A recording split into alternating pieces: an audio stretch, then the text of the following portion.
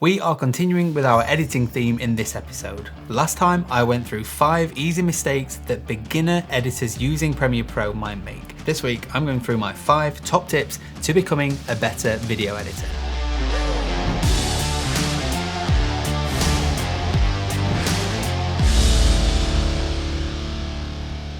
The advice I'm going through today are what I believe to be the most effective ways of speeding up the time it takes to edit a video, and are also processes that will make you come across as a more experienced editor. So as ever, let's waste no time and start with the first top tip, which is organize your project. When starting out as a video editor, I admittedly used to just drop things into the project folder because I thought, well, once I've used it in the edit, I'm not going to need it again. What if someone else has to open up your project file in the future? You should want to leave a good impression for the next person who might open that project up. For all you know, they could be the person that next hires you, or they could recommend you to someone else because of your professionalism, even behind the scenes. As well, if you have a really complex timeline, it might sometimes be difficult to track down that particular file. Therefore, if your project folder is nice and tidy, it should be relatively quick to retrace it. Make the most of what Premiere call bins, which are essentially the file explorer equivalent of folders. A basic yet useful project setup could include different bins for your sequences, your footage, renders, music, and assets. Then create and use respective bin names, essentially acting as subfolders. Be sure to work out a right balance though, as whilst organization is key, having too many bins and subfolders can essentially make this whole process impractical and unnecessary. But if you do have a good and efficient project setup, your editing will be a lot easier for you. Number 2, dedicating a layer. Dedicate a video layer to each different type of content that you'll include in your video. Your first layer could be your interview or piece to camera.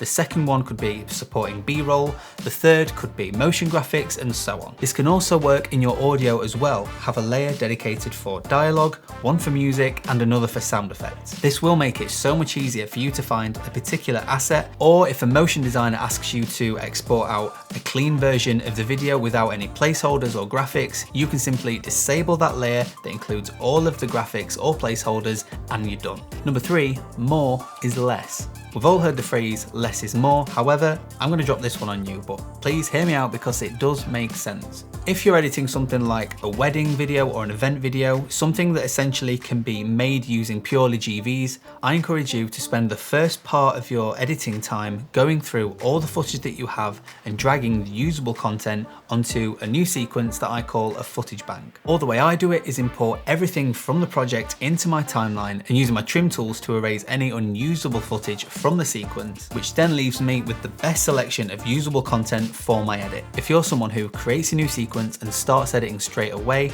you essentially don't know what you're working with and you're making it up as you go along. When I edited my first ever wedding video, I literally started with a clean timeline and thought, right, I want a shot of a church. Went through all of the content that I have just looking for that one shot. Then when I had that, I then thought, oh, maybe I got a shot of the clouds. Don't do that. Taking the approach that I advised a few moments ago might at first feel weird or impractical, especially when you'll be starting your edit within your second or maybe third hour of actual edit time. But I promise the actual editing and piecing together of your video will be a lot quicker because you've already got everything ready to go. A good second tip when using this approach and condensing your footage into a bank is by dragging the absolute best content onto the layer above. Then once you're done condensing, you know the absolute best content that needs to feature in that edit, whilst the rest of the footage on the first layer can be used as potential filler content. You could also find little bits of footage that could potentially work as transitions. I actually often find myself shooting disco lights and candles at weddings. Then in the edit, I'll find them and use them as light leak transitions after a little bit of tweaking. Number 4, and that is labeling your clips. Labeling essentially assigns a color to your timeline clip. Not only does it look more organized and tidy, it can also be quicker to retrace a particular clip.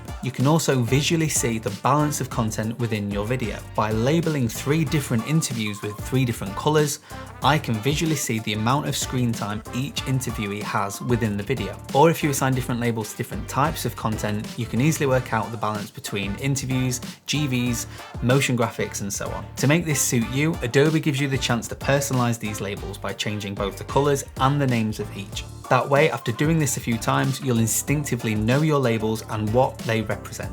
And last but definitely not least, shortcuts. Keyboard shortcuts are a really effective way of editing quicker. Take a minute to think about which tools you find yourself using the most often.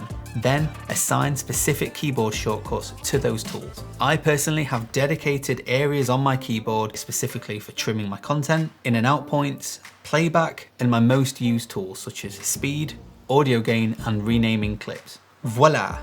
There we go. I promise that even if you implement just one of these tips into your editing workflow, not only will you be more organized, but also more efficient as an editor. If you like this video, please subscribe if you haven't yet, and also click the little bell to receive notifications for when I release new videos. Until next time, as ever, take care, and I'll see you very soon.